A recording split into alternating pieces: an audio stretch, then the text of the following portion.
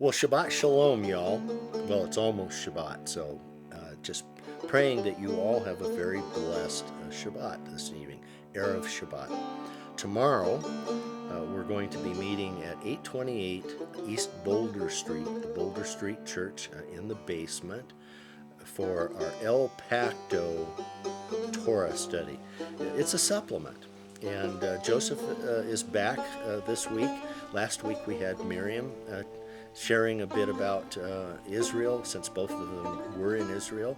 Miriam came back, and now Joseph just came back a few days ago, and he'll be sharing this weekend a little bit more about their trip in Israel and some of the things that they did and how they encountered the Lord there. We'll also be going over a bit of some of the Parsha this week, Toldot.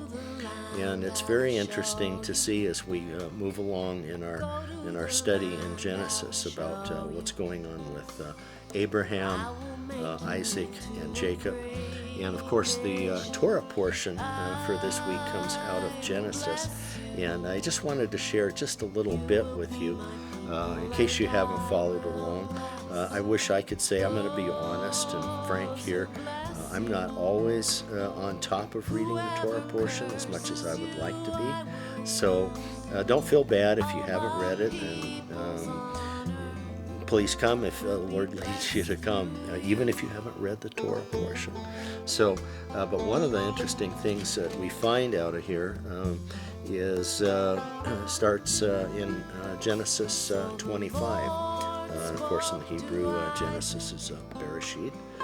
But we'll have a little discussion here about Abraham and Keturah, Abraham's death and burial, and a little bit about the families of Ishmael and Isaac, a little bit about how Esau sells his birthright, a little bit about Isaac and Abimelech perhaps. And this chapter in Genesis 26 is particularly interesting for me because it's in the portion here is where Isaac is trying to find his place in the Lord, so to speak. He goes to a place, he digs a well, and he quarrels with the people, the locals. They say, this is ours.